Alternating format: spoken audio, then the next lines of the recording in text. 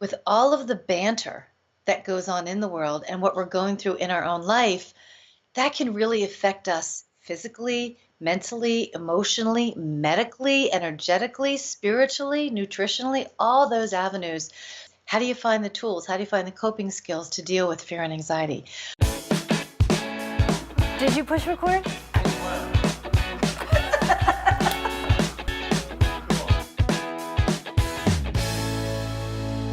Thanks so much for tuning in again to Our Second Act with Paige and Silka. For your second act of life. Hey, Silka. Hi, Paige.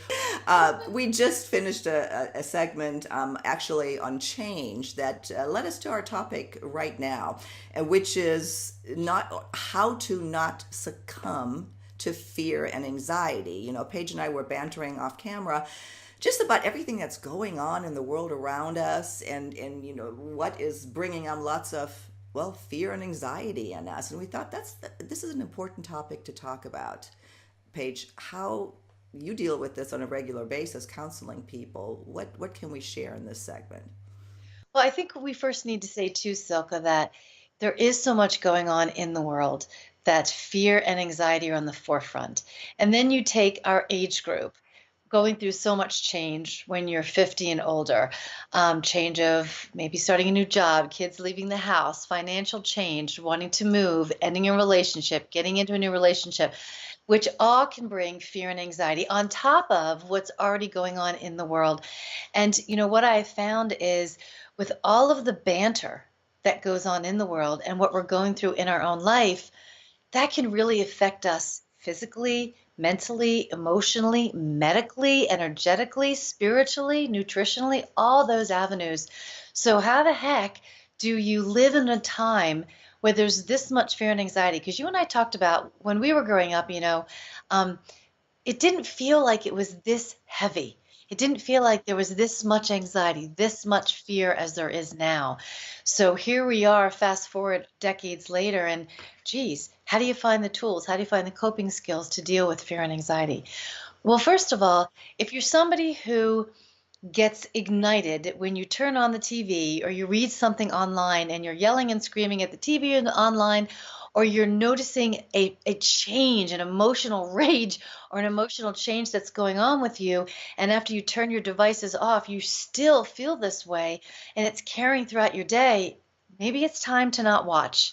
Maybe it's time to turn everything off, and maybe you decide just to tune in here and there for snippets to be caught up to what's going on in the world, but not get sucked in, addicted, and glued to things because it does have a direct effect on your mindset, on your emotions, and on your feelings and how your day plays out. And that has been researched many, many times as well. Yeah, that's one of the best pieces of advice I ever got was to just tune out of the news.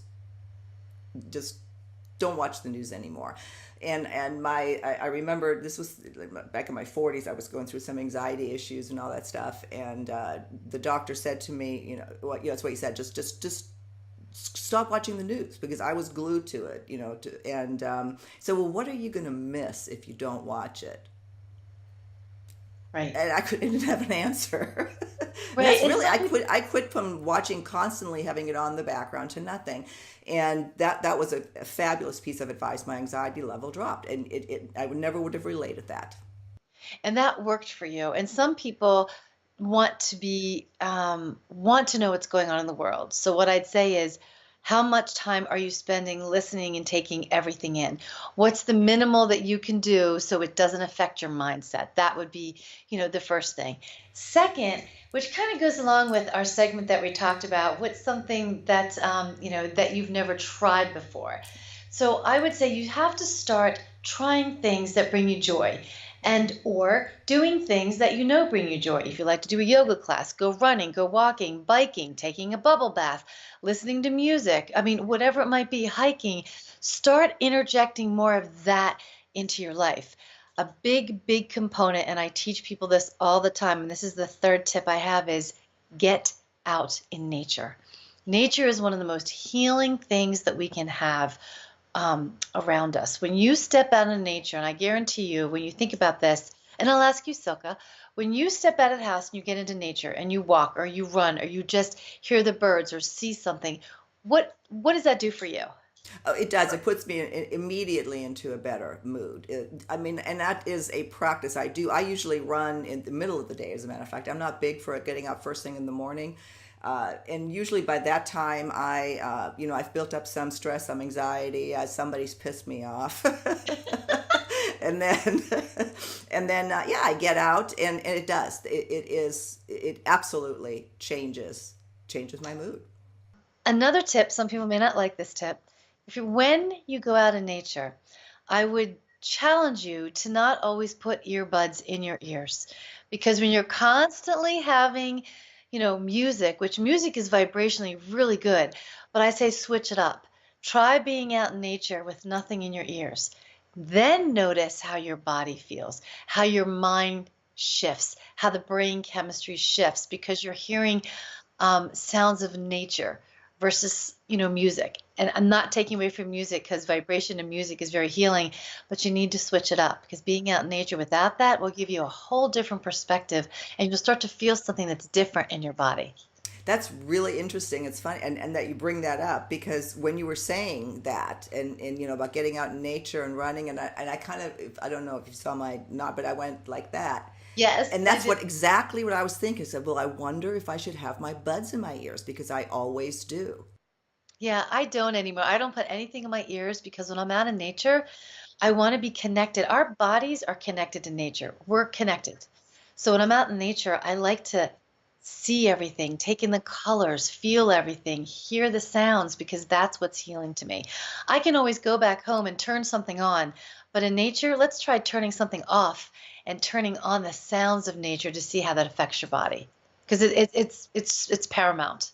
I Yes, absolutely. And I was in Florida just recently, and I had the opportunity to run on the beach, which you don't have very Oh, often because love running on the beach is it's kind of hard because it's usually it's not it's hard to slanted. it's slanted, and these beaches were almost it was beautiful. And I had, of course, I had my phone with me, and I had my buds in, and I actually caught myself said, this is such a shame that I'm running here, and I'm listening to what I always do, and I'm not taking it in fully.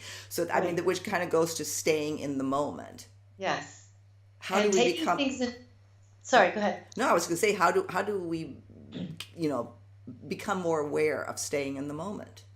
You just practice it little bit by little bit. Small things like what I'm challenging people to do. Maybe you don't put earbuds in your ears every day. Maybe you just try 1 or 2 days, see what that's like, and go from there. Small things. I'm known as the sticky queen with my clients, meaning sticky pads. And when I all different kinds of things. So what's really neat is you can also write down, stay in the moment, and put it on your fridge, your bathroom mirror, in your car, on a laptop or some type of a device just to remind you to stay in the moment.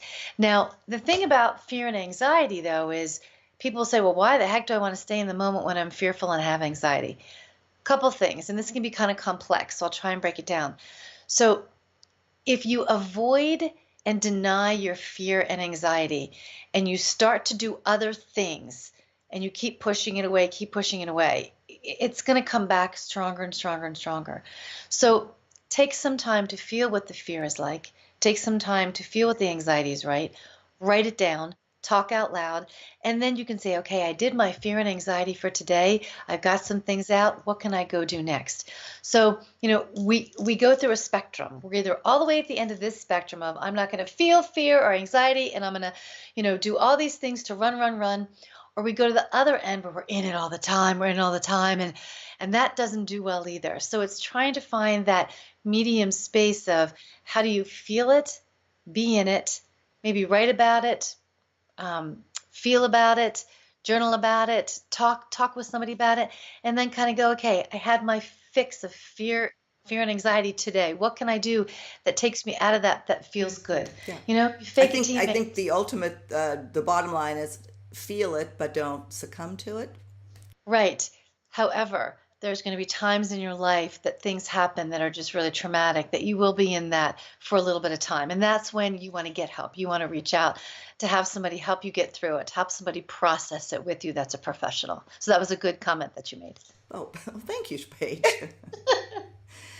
Yeah, we certainly don't want to make light of that subject. I actually had a few people that I thought of just now when we were talking about this, and yeah, life can deal you some pretty bad cards sometimes, and that's why these kind of segments that when we talk about this is important to hear, because eventually you will get through it and come out better on the other end.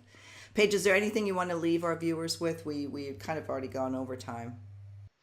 Just those 3 tips about, what you can do with fear and anxiety that are important to, turn off anything that's breeding more fear in you, electronics, whatever it might be. Do something that feels good for you. Um, and also get out of nature and try getting out of nature without earbuds.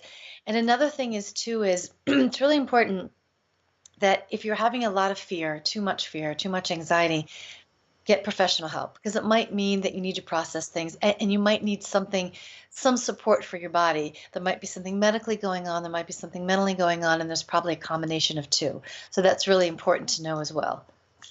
Great advice, Paige. And we'll see you on the next episode of Our Second Act with Paige and Silka. For your second act of life. Bye-bye. Bye.